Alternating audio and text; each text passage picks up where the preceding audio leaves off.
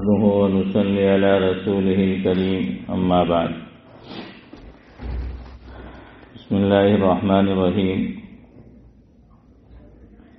حضرت عائشہ رضی اللہ تعالی عنہا کا صدقہ۔ حضرت عائشہ رضی اللہ تعالی عنہا کی خدمت میں 2 گنے درہموں کی برکر پیش کی گئی، جن میں 1 لاکھ سے زیادہ درہم تھے۔ حضرت عائشہ رضی اللہ عنہا نے طباق منگایا اور ان کو بھر بھر کر تقسیم فرمانا شروع کر دیا اور شام تک سب ختم کر دیے، 1 درہم بھی باقی نہ چھوڑا۔ خود روزے دار تھیں، افطار کے وقت باندی سے کہا کہ افطار کے لیے کچھ لے آؤ۔ وہ 1 روٹی اور زیتون کا تیل لے آئیں اور عرض کرنے لگیں کیا اچھا ہوتا کہ 1 درہم کا گوشت ہی منگا لیتے، آج ہم روزہ گوشت سے افطار کر لیتے۔ فرمانے لگیں اب طعام دینے سے کیا ہوتا ہے، وقت پر یاد دلاتی تو میں منگوا لیتی۔ فائدہ: حضرت عائشہ رضی اللہ عنہا کی خدمت میں اس نوع کے نذرانے حضرت امیر معاویہ رضی اللہ عنہ اور حضرت عبداللہ بن زبیر رضی اللہ عنہ وغیرہ حضرات کی طرف سے پیش کیے جاتے تھے، کیونکہ وہ زمانہ فتوحات کی کثرت کا تھا۔ مکانوں میں غلے کی طرح سے اشرفیوں کے انبار پڑے رہتے تھے اور اس کے باوجود اپنی زندگی نہایت سادہ، نہایت معمولی گزاری جاتی تھی، حتیٰ کہ افطار کے واسطے بھی ماما کے یاد دلانے کی ضرورت تھی۔ 25,000 روپے کے قریب تقسیم کر دیا اور یہ خیال بھی نہ آیا کہ میرا روزہ ہے اور گوشت بھی منگوانا ہے۔ آج کل اس قسم کے واقعات اتنے دور ہو گئے ہیں کہ خود واقعے کے سچا ہونے میں شک ہونے لگا، لیکن اس زمانے کی عام زندگی جن لوگوں کی نظر میں ہے، ان کے نزدیک یہ اور اس قسم کے سینکڑوں واقعات کچھ بھی تعجب کی چیز نہیں۔ خود حضرت عائشہ رضی اللہ عنہا کے بہت سے واقعات اس کے قریب قریب ہے۔ ایک دفعہ روزے سے تھیں اور گھر میں 1 روٹی کے سوا کچھ نہیں تھا۔ ایک فقیر نے آ کر سوال کیا، خادمہ سے فرمایا کہ وہ روٹی اس کو دے دو۔ اس نے عرض کیا کہ افطار کے لیے گھر میں کچھ بھی نہیں۔ فرمایا کیا مذائقہ ہے، وہ روٹی فقیر کو دے دو۔ اس نے دے دی۔ ایک مرتبہ ایک سانپ مار دیا۔ خواب میں دیکھا کہ کوئی کہتا ہے کہ تم نے ایک مسلمان کو قتل کر دیا۔ فرمایا اگر وہ مسلمان ہوتا تو حضور اکرم صلی اللہ علیہ وسلم کی بیویوں کے یہاں نہ آتا۔ اس نے کہا مگر پردے کی حالت میں آیا تھا۔ اس پر گھبرا کر آنکھ کھل گئی اور 12,000 درہم جو ایک آدمی کا خون بہا ہوتے ہیں صدقہ کیے۔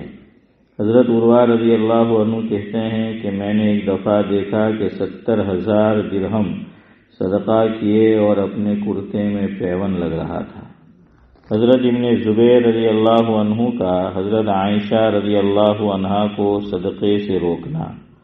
حضرت عبداللہ بن زبیر رضی اللہ عنہ حضرت عائشہ رضی اللہ عنہا کے بھانجے تھے اور وہ ان سے بہت محبت فرماتی تھیں، انہوں نے ہی گویا بھانجے کو پالا تھا۔ حضرت عائشہ رضی اللہ عنہا کی اس سخاوت سے پریشان ہو کر کے خود تکلیفیں اٹھائیں اور جو آئیں وہ فوراً خرچ کر دیں۔ ایک دفعہ کہہ دیا کہ خالہ کا ہاتھ کسی طرح روکنا چاہیے۔ حضرت عائشہ رضی اللہ عنہا کو بھی یہ بات پہنچ گئی، بہت ناراض ہوئی کہ میرا ہاتھ روکنا چاہتا ہے اور ان سے نہ بولنے کی نظر کے طور پر قسم کھائی۔ حضرت عبداللہ بن زبیر رضی اللہ عنہ کو خالہ کی ناراضگی کا بہت صدمہ ہوا، بہت سے لوگوں سے سفارش کرائی مگر انہوں نے اپنی قسم کا عذر فرما دیا۔ آخر جب عبداللہ بن زبیر رضی اللہ عنہ بہت ہی پریشان ہوئے تو حضور اکرم صلی اللہ علیہ وسلم کی ننیال کے 2 حضرات کو سفارشی بنا کر ساتھ لے گئے۔ وہ دونوں حضرات اجازت لے کر اندر گئے۔ یہ بھی چھپ کر ساتھ ہو لیے جب وہ دونوں پردے کے پیچھے بیٹھے اور حضرت عائشہ رضی اللہ عنہا پردے کے اندر بیٹھ کر بات چیت فرمانے لگیں تو یہ جلدی سے پردے میں چلے گئے اور جا کر خالہ سے لپٹ گئے اور بہت روئے اور خوشامد کی۔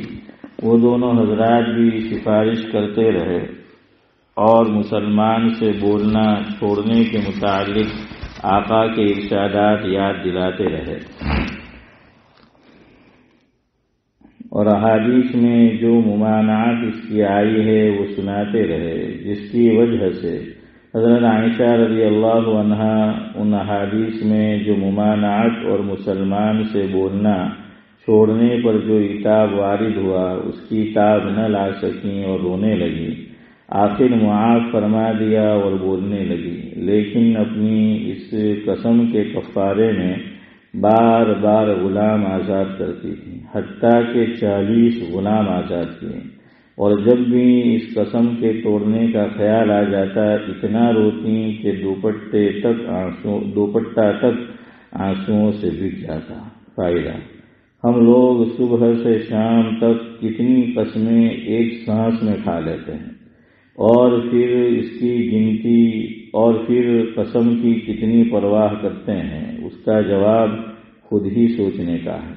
دوسرا شخص کون ہر وقت پاس رہتا ہے جو بتائے، لیکن جن لوگوں کے یہاں اللہ تعالیٰ کے نام کی وقعت ہے اور اللہ تعالیٰ سے عہد کر لینے کے بعد پورا کرنا ضروری ہے، ان سے پوچھو کہ عہد کے پورا نہ ہونے سے دل پر کیا گزرتی ہے۔ اسی وجہ سے حضرت عائشہ رضی اللہ عنہا کو جب یہ واقعہ یاد آتا تھا تو بہت زیادہ روتی تھی۔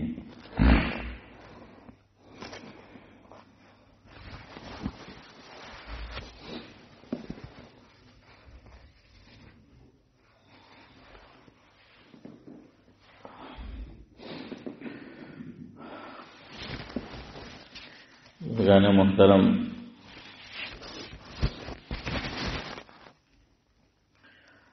کرنا گر نماز کی طرف رجوع ہے، کرنا گر نماز کی طرف رجوع ہے تو بنانا اس سے پہلے وضو ہے۔ کرنا اگر نماز کی طرف رجوع ہے تو بنانا اس سے پہلے وضو ہے۔ ہوتی وضو سے بدن کی صفائی ہے، ہوتی وضو سے بدن کی صفائی ہے، ساتھ ہوتی گناہوں کی بھی دھلائی ہے۔ یہ تو حدیث پاک کا مفہوم ہے کہ چھوٹے چھوٹے گناہ جب میں اور آپ وضو کرتے ہیں تو وہ کیا ہو جاتے ہیں؟ دھل جاتا ہے۔ اور بعض اللہ کے بندوں کو یہ نظر بھی آتا ہے کہ فلاں بندہ کون سا گناہ کر کے آیا ہے۔ کہتے ہیں کہ حضرت امام ابو حنیفہ علیہ الرحمہ جب وضو کرنے بیٹھتے تھے اور لوگ ساتھ میں وضو کر رہے ہوتے تو وہ جو اعضاء دھوتے تھے وضو کے، تو حدیث میں فرمایا مفہوم ہے کہ نمازی اور مسلمان جب وضو کرتا ہے اور جس اعضاء کو دھوتا جاتا ہے، جو گناہ اس سے ہوئے ہیں وہ دھلتے ہیں، تو وہ گناہ گویا کہ اس کا ایک جسم وہ نظر آتا تھا حضرت امام ابو حنیفہ علیہ الرحمہ۔ تو پھر انہوں نے اللہ تعالیٰ سے دعا کی، درخواست کی کہ اللہ، میں تو چاہتا ہوں کہ لوگوں کے عیوب پر مطلع نہ ہوں، اور یہ مجھے نظر آتا ہے، تو مجھ پر اتنا کرم کر دے کہ آئندہ سے مجھے لوگوں کے عیوب وہ نظر نہ آئے، میں نہ دیکھوں کہ فلاں جو ہے وہ کون سا گناہ کر کے آیا ہے۔ اور میرا اور آپ کا سعد اللہ بھائی کیا حال ہے؟ وضو میں تو ہمیں اپنے نظر نہیں آتے ہیں تو دوسروں کے کہاں نظر آئیں گے؟ لیکن ہم لوگ جو ہیں بس بیٹھے بیٹھے اس طاق میں رہتے ہیں کہ لوگوں کے عیوب پر مطلع ہوتے رہے۔ جیسے کھانے کا، ہر کھانے کا اپنا ایک سواد ہوتا ہے، لذت ہوتی ہے، مزہ ہوتا ہے، تو گناہ کا بھی یہی حال ہے۔ تو اس میں زیادہ ٹیسٹ حسن بھائی کس میں آتا ہے؟ કોઈ પાર્ટી પંચાયત કરવા વાળા બેઠલો હોય ને બધાની ચમડી ઉધેડતો હોય કે ફલાણો આવો ને ફલાણો આવો ને અને તો આ કીધું ને અને તો તે કીધું ને આના ઘરમાં આવું થયું ને પેલાના ઘરમાં પેલું થયું, तो बहुत मजा आवे, है ना। बल्कि कभी दूर भी बैठे हो और बात कर रहे हो और उधर कुछ और आदमी बैठ के बात कर रहे हो और कान में नजर पड़े, अल्लाह हसन चुप रहे, કે બહુ ભારી વાત કરતો છે એમ કે બધી ખબર પડે આપણને, હું તો ચૂપ રહે, આપણી વાત પછી કરું એમ કે, और कान जो है वो उधर लग जाते हैं। हाँ, तो हम तो उयूब पर मुत्तले होना चाहते हैं। देखिए आका ने फरमाया, इसमें मैं भी मुब्तला हूँ, अल्लाह पहले मेरी हिफाजत फरमाया फिर हम सब की। हुजूर ने फरमाया मफहूम यह है कि जो दुनिया में दूसरे के उयूब को छुपाएगा, कल क़यामत के दिन अल्लाह ताला उसके उयूब को छुपाएगा।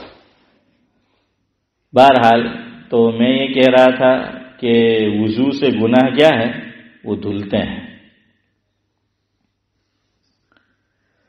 वुजू करने पर मिलता सवाब है, वुजू करने पर मिलता सवाब है, इस अमल का नहीं कोई जवाब है। गुनाह धुल जाए इससे बड़ी क्या बात है। नहीं करनी वुजू में अपनी मन मर्जी है, नहीं करनी वुजू में अपनी मन मर्जी है, जायद अज जरूरत बहाना पानी फजूल खर्ची है। याद रखियो, हाँ, जायद अज जरूरत पानी बहाना क्या है, फजूल खर्ची है। मैं और आप बहुत पानी बहाते हैं वुजू में। हुजूर अकरम सल्लल्लाहु अलैहि वसल्लम का हसन भाई कितने पानी में वुजू हो जाता था, यह हदीस पाक में खुद मज़कूर है। हाफिज यूसुफ शायद जानते हो या देखा भी हो, कफलेता के अंदर, मेरा ननियाल कफलेता है लाजपुर के पड़ोस में, एक आलिम दीन गुजरे हैं, हजरत मौलाना अब्दुल्ही पिपड़ा वाला, जानते हो? हाँ, रहमतुल्लाहि अलैह। तो पता नहीं अब हयात है या नहीं, एक बस्ती है गुजरात में तारापुर, तारापुर के अंदर एक बड़े आलिम दीन थे जो दारुल देवबंद की मजलिस शूरा के मेंबर भी थे उस वक्त, हजरत मौलाना अब्दुल अहद तारापुरी रहमतुल्लाह अलैह। लेस्टर में है मौलाना इब्राहिम साहिब तारापुरी, तो वो रिश्ते में होते हैं। तो उनकी तशरीफ आवरी हमारे गांव लाजपुर हुई। लाजपुर से उन्होंने अपनी इस ख्वाहिश का इजहार किया कि मुझे पड़ोस की बस्ती कफलेता जाना है और कफलेता के अंदर मौलाना अब्दुल्ही पिपड़ा वाला की मुलाकात करनी है, और एक मकसद मुलाकात का ये है कि उनके पास हुजूर अकरम सल्लल्लाहु अलैहि वसल्लम जितने पानी में वुजू करते थे, वो जो बर्तन होता था हुजूर के जमाने में, तो वो उनके पास था, उनके घर पर था। तो कहा कि मुझे उसकी जियारत करनी है। तो उस वक्त तो मैं पढ़ता था मदरसे में, मैंने ये बात सुन ली कि उन्होंने इस ख्वाहिश का इजहार किया है, वो तो कफलेता तो करीब है, ननियाल है, तो मैं भी पहुंच गया। मैंने कहा चलो इस बहाने से हमें भी जियारत हो जाएगी। हुजूर अकरम सल्लल्लाहु अलैहि वसल्लम के ज़माने में जो पैमाना था, और अल्लाह के नबी सल्लल्लाहु अलैहि वसल्लम जितने पानी में जो है वो वुजू करते थे, अल्लाह अकबर। आप बिलीव नहीं करोगे सादुल्लाह साहिब कि हम सोच के इतने पानी में आदमी जो है वो वुजू कर ले, क्या आका वुजू कर लेते होंगे? बिल्कुल, बस इतना सा। वो आपको मिसाल देने के लिए समझाऊं, आपकी तरफ पता नहीं, हमारे गांव में पहले होता था कि जिनके यहाँ भैंस होती थी, गाय, तो वो दूध दोहते थे, तो एक तो क्या कहते हैं उसको, बाल्टी होती थी, डोल, उसके अंदर जो है वो दूध निकालते थे, फिर घर में जाकर एक चीज में रखते थे, उसको बोलते थे पवाली, है ना हसन भाई, वो पवाली बोलते थे। पवाली के अंदर दूध जो है वो डाला, फिर उसको बेचना है, तो उसके लिए वो अलग अलग तरह के क्या बोलते थे उसको, अच्छेर, पाहेर, ایک ہے کیا ماپلا، ماپلا وہ تو پیمانے، وہ تو مجھے اردو معلوم ہے، وہ گجراتی کچھ چلے بہرحال آپ سمجھ گئے، نظر نہیں آ رہا ہے کون بیٹھا ہے بھائی؟ ہے مولوی افضل ہے، اچھا ماشاء اللہ سب سے افضل ہے۔ تو بہرحال تو وہ ماپڑا آپ کہہ دے یا پیمانہ وہ تو ہے ہی، لیکن ایک خاص ورڈ ہوتا تھا میرے ذہن میں نہیں آ رہا، بہرحال لیکن آپ سمجھ گئے۔ تو وہ جو چیز ہوتی تھی اسی طرح کی، اور اسی طرح کی ایک چیز کنٹرول میں بھی ہوتی تھی، ہماری طرف جو ہے وہ ہوتا ہے وہاں پر، اور بعض دکانوں میں بھی ہوتی تھی۔ تو بس وہ جو ہے اتنا پیمانہ اس کے اندر آپ صلی اللہ علیہ وسلم کا جو ہے وہ وضو ہو جاتا۔ لیکن آپ دیکھیے، میں فضول خرچی جسے ہم سمجھتے ہیں میں اور آپ پانی میں، اس کی بات نہیں کر رہا ہوں کہ جو آدمی چوپ چاپ جو ہے وہ وضو کرے گا، اس میں بھی ہم دیکھیں تو ہم فضول خرچی کرتے ہیں۔ میں نے جس استاد سے، میرے استاد مکرم سے قرآن کریم ڈابل جامعہ میں حفظ کیا، ان کا نام ہے حضرت مولانا وسیع الرحمان صاحب اعظمی دامت برکاتہم العالیہ۔ ڈابل کے اندر شیخ الحدیث ہوا کرتے تھے حضرت مولانا ایوب صاحب اعظمی نور اللہ مرتضی، ان کے پوتے ہوتے تھے رشتے میں۔ تو میں نے ان کے وضو کرنے کا بھائی محی الدین طریقہ دیکھا، ہمیشہ ہی نہیں کہ ایک دو مرتبہ۔ وہ کیا کرتے تھے، نل پر بیٹھتے تھے، نل کھولا اور ایگزامپل ان کو جو ہے پہلے ہاتھ دھونا ہے گٹوں تک، تو نل چالو کیا اور پانی اس پر بہا بند کر دیا، اب اس کو وہ رب کرتے تھے، پھر دوسرے ہاتھ پر پانی جو ہے ڈالا، نل جو ہے وہ بند کر دیا، کلی کرنی ہے پانی لیا نل بند کر دیا، ناک میں پانی ڈالنا ہے پانی لیا نل کو جو ہے وہ بند کر دیا، کھول بند کھول بند کھول بند جو ہے وہ ہوتا تھا۔ کیوں؟ تاکہ فضول خرچی نہ ہو۔ ان کی نگاہ میں یہ بھی فضول خرچی کہ آدمی کنٹینیو کیا رکھے، نل جو ہے وہ چالو رکھے، وہ جاری رکھے۔ اب آپ دیکھیں کتنے لوگ اس میں احتیاط کرتے ہیں، میں اپنا حال دیکھوں آپ اپنا حال دیکھیں، مسجد کے اندر ہاں جن گھرانے میں میرے اور آپ کے میٹر لگا ہوا ہے پانی کا، تو پھر اس پہ عمل ہوتا ہے، تو آدمی جو ہے وہ کم سے کم جو ہے وہ پانی استعمال کرتا ہے، لیکن مسجد کے اندر چونکہ وقف کا مال ہے تو آدمی اس میں جو ہے وہ احتیاط نہیں کرتا۔ یہی احتیاط ہے، ورنہ آپ جاری رکھیں گے تو صحیح طرح وضو کے اندر جو ہے وہ رب بھی نہیں ہوگا، اور فضول خرچی بھی جو ہے وہ ہوگی۔ خطیب الامت حضرت مولانا ابرار احمد صاحب جوجیوی رحمۃ اللہ علیہ فرماتے تھے کہ میں لوگوں کو دو کام کرتے ہوئے دیکھتا ہوں تو مجھے بہت تعجب ہوتا ہے کہ اتنی جلدی ان کا یہ عمل کیسے ہو جاتا ہے۔ حضرت فرماتے تھے بھائیرس کہ مجھے تو سمجھ ہی نہیں آتا کہ یہ دو کام مسلمان اتنا جلدی کیسے کر لیتے ہیں۔ فرمایا اس میں ایک وضو ہے کہ فٹافٹ اتنا جلدی جو ہے وہ وضو کر لیتے ہیں۔ اب اس کا مطلب ہی نہیں کہ بہی نے پنچایت کرو، سمجھ آئے گی نہیں، ان کا وہ مطلب نہیں ہے کہ پھر دیر ہو پوچھے کہ ساجد بھائی آج منی کا باو کیوں سے کہ واتت جاؤ دیں یا بہت ٹھنڈو ہے حسن تو کہ آج آئے એમ કે બસ ચલાને તે क्या کہ ट्रैफिक वालों क्यों जो जैसा आदमी है जो है वो पूछता है उस एतबार से। बहरहाल حضرت نے فرمایا اتنا جلدی جو ہے وہ وضو، اور پھر حضرت خاص طور سے فرماتے تھے کہ دیکھیے حدیث پاک میں آیا ہے کہ ویل للعقاب من النار او کما قال علیہ الصلوۃ والسلام، کہ پاؤں کو جب دھو وضو کے اندر تو خاص طور سے خیال رکھو، حضور نے جو ہے وہ جہنم کی کیا ہے وہی سنائی ہے۔ یہ حصہ عام طور پر کیا رہ جاتا ہے، وہ خشک رہ جاتا ہے، سوکھا جو ہے وہ رہ جاتا ہے۔ اور یہاں یاد رکھے بعض مرتبہ ہمیں کوئی توجہ دلاتا ہے، متنبع کرتا ہے کہ مول صاحب حسن بھائی کہ مول صاحب تمہارو وضو نہ اندر آ حصوں ایم کے سکھو رہ گیو دھوئے دو نہیں ملے۔ ہم کیا کرتے ہیں، وہ وضو کر کے اٹھے ہیں وہی ہاتھ تر ہے اس کو پھیر دیتے ہیں، حالانکہ بعض مرتبہ اس پہ معمولی جو ہے وہ تری ہوتی ہے۔ اب اس کو دھونا ہے، یہ تو غسل ہوا، یہ تو کیا ہے مسح ہوا، ہے، دھونا نہیں پایا گیا، اس طریقے سے آپ نے پھینک دیا، جاؤ واپس نل کے نیچے اور پانی لے کے اس جگہ پہ کیا کرو، پانی بہاؤ، اس کو دھونا ہے اور پورا دھونا ہے۔ یہ تھوڑی ہے کہ آدھا پاؤں دھونا ہے جس کو دھونا ہے تو، یا پون پاؤں دھونا ہے، پورا کا پورا جو ہے وہ دھونا ہے۔ اب یہ جگہ خشک رہ گئی اور اس کا دھونا وضو میں فرض ہے، تو اب ہم وہیں سے وہ جو ہے ہاتھ پھیر دیتے ہیں، اور ہاتھ پر جو تعریف لکھی ہے غسل کی اتنا پانی نہیں ہوتا اور وہ تعریف اس پہ صادق نہیں آتی، وضو نہیں ہوگا، وضو نہیں ہوگا، نماز نہیں ہوگی۔ اس لیے بہتر ہے کہ کہاں چلے جاؤ، نل کے نیچے جو ہے وہ چلے جاؤ اور واپس اس جگہ کو جو ہے وہ دھو کر آؤ۔ بہرحال تو حضرت فرماتے تھے، ایک تو خطیب الامت رحمۃ اللہ علیہ، مجھے سمجھ نہیں آتی کہ لوگ اتنا جلدی جو ہے وہ وضو کیسے جو ہے کر لیتے ہیں، کیسے فارغ ہو جاتے ہیں۔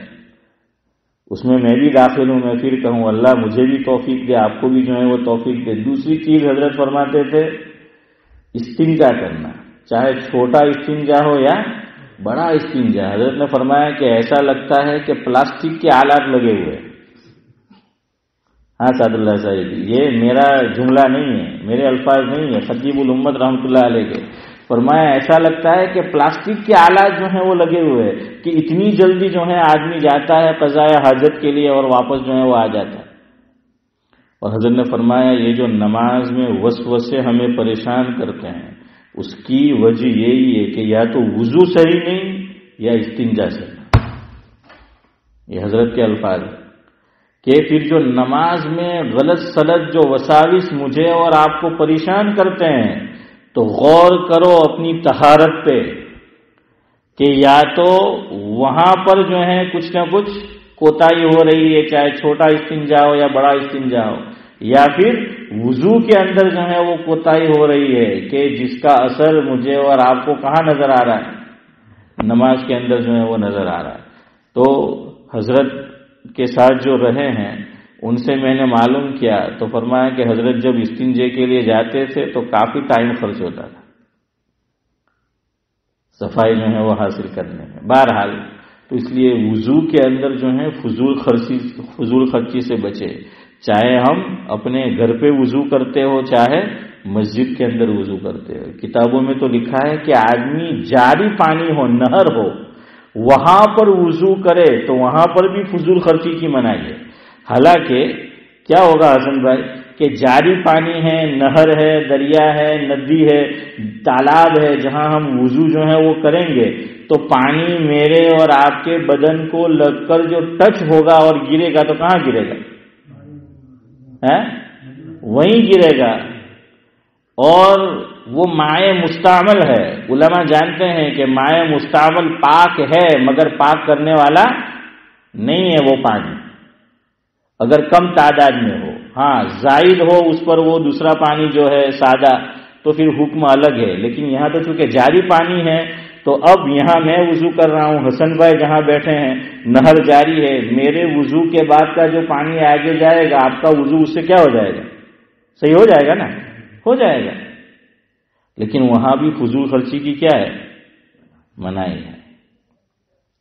یہی فضول خرچی آج کل حافظ صاحب فیشن ہو گئی ہے۔ اب نیا فیشن یہ آیا ہے، نیا طریقہ، ڈرنک پیئیں گے، چائے پیئیں گے، کافی پیئیں گے، تو اب اسمارٹ اس کو سمجھا جاتا ہے، ترقی یافتہ اس کو سمجھا جاتا ہے، ماڈرن اس کو سمجھا جاتا ہے بائرز کہ اخیر میں کچھ کیا کرے، ہاں بچا کے رکھے، وہ چھوڑ کے جو ہے وہ جائیں گے۔ یہ بھی شریعت کی نگاہ میں فضول خرچی ہے۔ اب میں اور آپ بزرگ تو ہے نہیں کہ میرا اور آپ کا جھوٹا کوئی پیے گا، ہے؟ ورنہ اساتذہ کو تو حافظ صاحب کو معلوم ہے، مدرسے میں ہم اس کے لیے کیا کرتے تھے؟ تمنا کرتے تھے کہ استاد جی پانی کچھ بچا کر جائے تاکہ ان کا جھوٹا ہم لوگ جو ہے وہ پیے۔ ہاں اب یہاں تو میاں کا بیوی نہیں پیتی، بیوی کا میاں نہیں پیتا، تو بچوں کی بات دور رہی، جب بچے نہیں تو پھر یہ سب عقیدت کے کچے وہ کہاں پیئیں گے؟ ہے تو یہ سب کیا ہے؟ یہ فضول خرچی ہے۔ اب دیکھیں مہنگائی کتنی بڑھ گئی ہے، اب آدمی کو اس کی قدر ہوتی ہے۔ پہلے موریسنس کے اندر، آزدا کے اندر، سب جگہ پر وہ پلاسٹک بیگ کیا دی جاتی تھی؟ فری میں دی جاتی، نہیں حسن بھائی مفت میں، تو کتنی ضائع ہوتی تھی. اب پیسہ دینا پڑتا ہے اور معمولی رقم ہے. اور اب آپ کسی کو دو، سعد اللہ صاحب میرے لیے کچھ لائیں گے تو مجھے ویسے ہی تھما دیں گے چنا دانے کا پیکٹ. دیکھیں موسم جلدی مارے اور پلاسٹک کی تھیلی ملی ہے، وہ دینی نہیں ہے. کہ وہ کام آئے گی وہ چیز ہے. کتاب دینی ہے، پہلے لوگ پلاسٹک میں لا کر دیتے تھے، یوں ہی دیتے ہیں. کیوں؟ اب اس کی جو ہے وہ قدر جو ہے وہ ہونے لگی ہے. ہمارے حضرت مولانا ابرار احمد صاحب دلجوی رحمۃ اللہ علیہ فرماتے تھے کہ ایک مرتبہ میں نے رمضان شولاپور میں گزارا ہے، مہاراشٹر میں، اور فرمایا اتنی غربت اس زمانے میں شولاپور میں، اور حضرت نے فرمایا کہ ماشاءاللہ میں نے 20 رکعت تراویح میں اکیلے میں سنائی.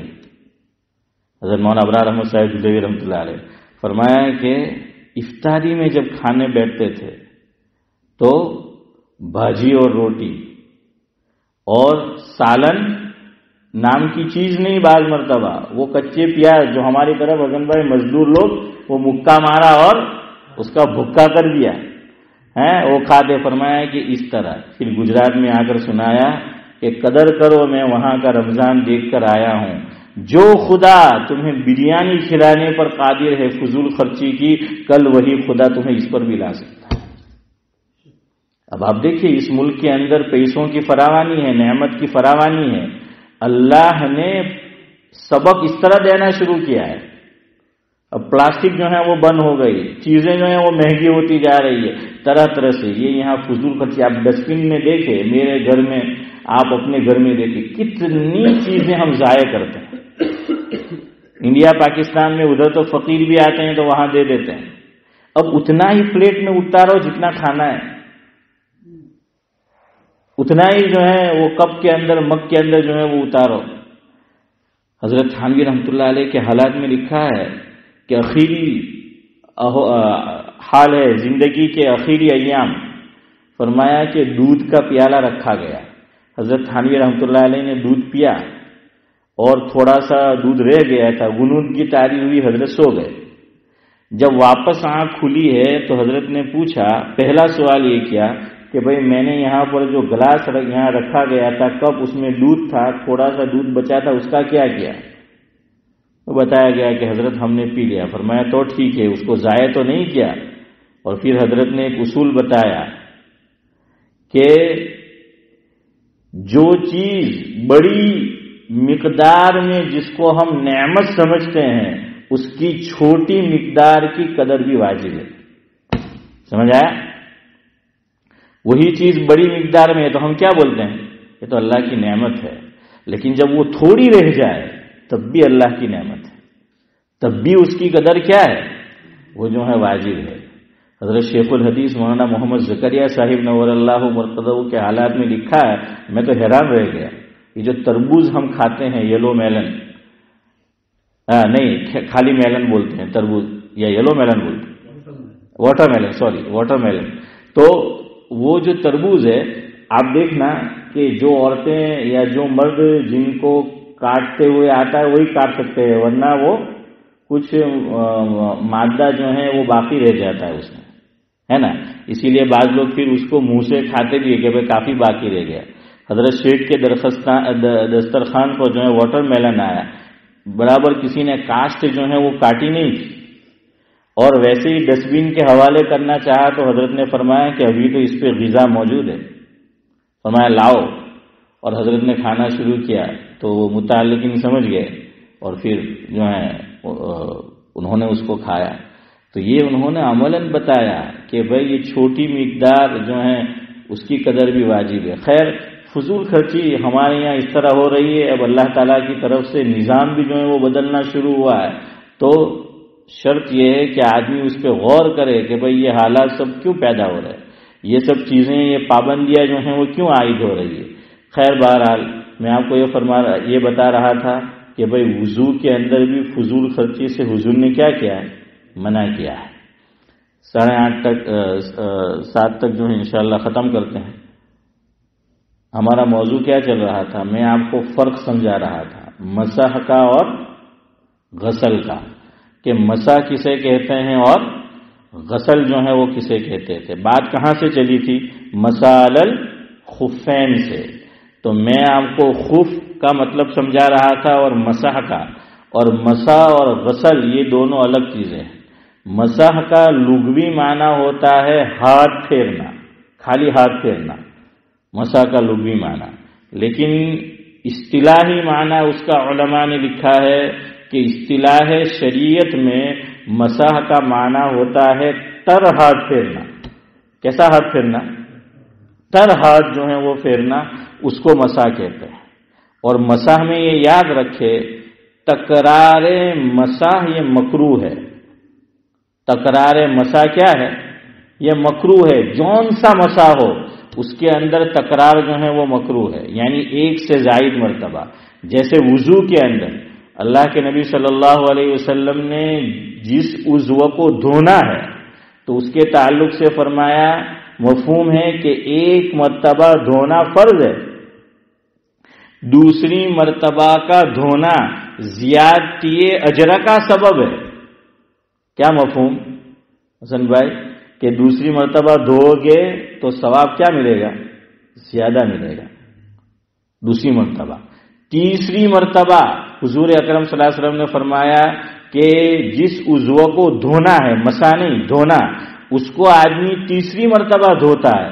فرمایا یہ میرا وضو ہے اور مجھ سے پہلے جو انبیاء گزرے ہیں ان کا وضو ہے، اور یہ سنت ہے 3 مرتبہ دھونا.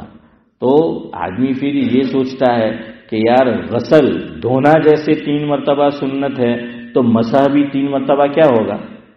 سنت ہوگا. ایسا نہیں ہے. مسح جہاں کہیں ہے وہاں صرف 1 مرتبہ ہے، اس کا تکرار یہ مکروہ ہے. کہاں کہاں؟ جلدی جلدی سنو. ہم مسح کہاں کہاں کرتے ہیں؟ نمبر 1 سر کا مسح کرتے ہیں. اب سر کا مسح میری طرف دیکھو، لوگ 2 طرح کرتے ہیں سر کا مسح.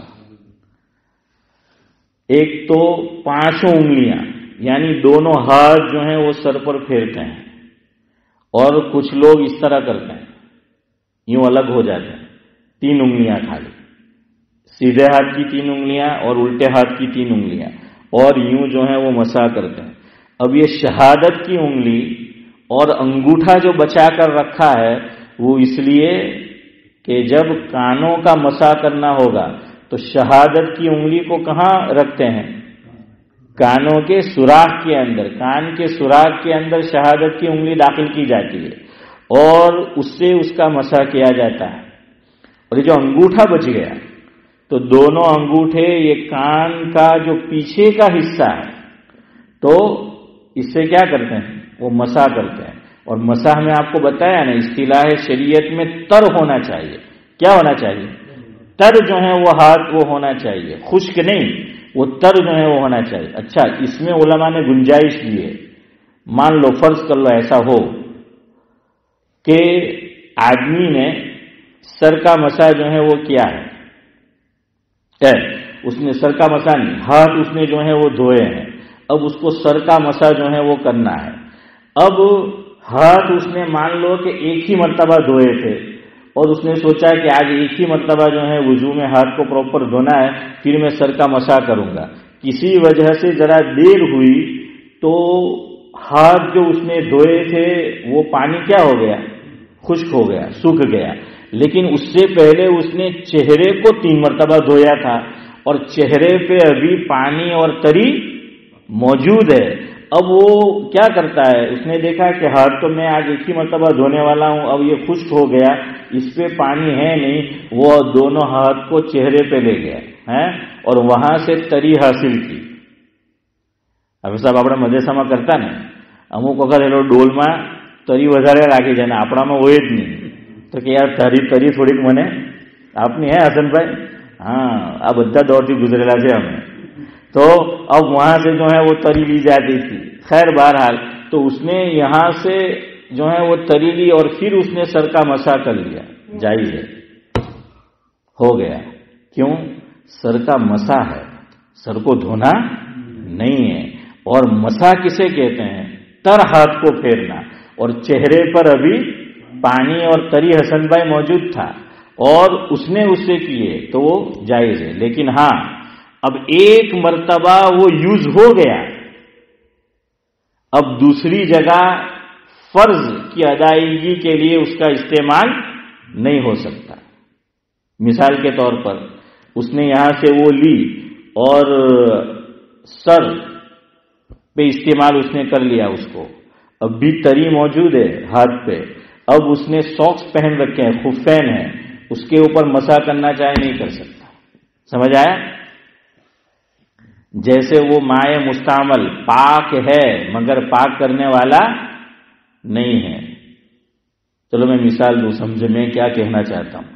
بعض لوگ تو شاور کرتے ہیں اور بعض باف کے اندر غسل کرتے ہیں، تو اس میں بھی بعض وہ فوارہ استعمال کرتے ہیں، اور بعض میری طرح اولڈ اسٹائل وہ بکیٹ رکھی ہوتی ہے، اس کے اندر سے ہیں حسن بھائی، محی الدین بھائی، وہ کیا کہتے ہیں، لیتے ہیں اس سے وہ جو آلہ ہے اور پھر ڈالتے ہیں سر پر، باڈی پر. بعض مرتبہ وہ باڈی کو لگ کر واپس کہاں جاتا ہے؟ بالٹی کے اندر، ہے نا.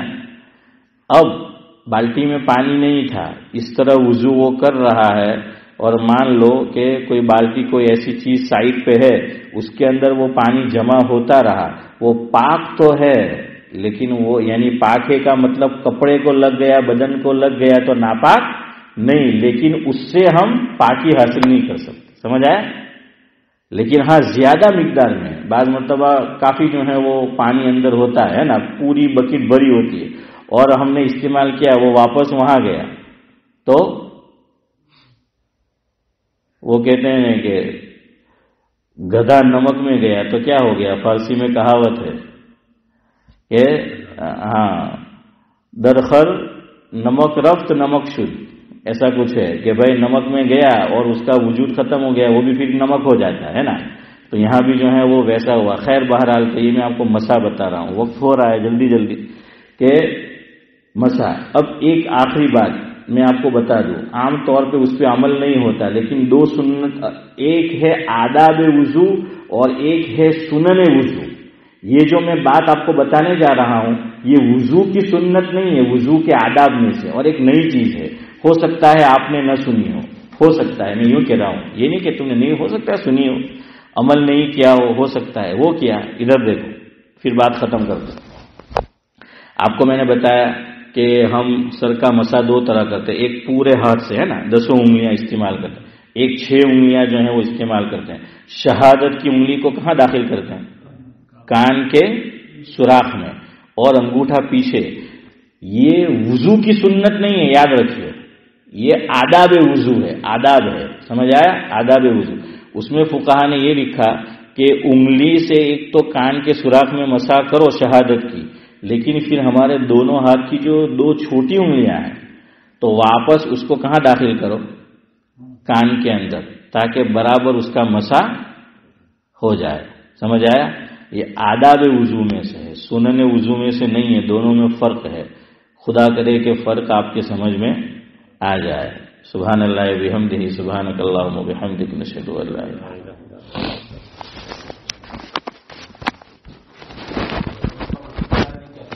جی